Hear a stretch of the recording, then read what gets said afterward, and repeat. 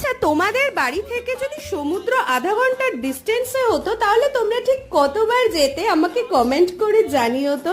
সাগর পাড়ে আইসায় আমার মাতাল মাতাল লাগে। হ্যাঁ, সাগর পাড়ে এসে আমার কিন্তু মাতাল মাতাল লাগা শুরু হয়ে গেছিল।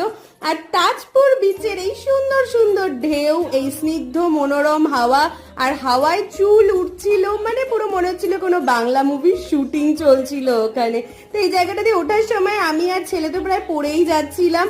আর আজকে কিন্তু ক্রাউডও সেরম ছিল না, তাই আমাদের ভীষণ ভালো লাগছিল। আর সমুদ্র পাড়ে আসা মানেই তো মাছ ভাজা খাওয়া, তাই না? তো নিয়েছিলাম একটু পমফ্রেট মাছ ভাজা আর ভোলা মাছ ভাজা। এই সমুদ্রের হাওয়া খেতে খেতে মাছ ভাজা খাওয়ার কিন্তু অনুভূতিটাই আলাদা।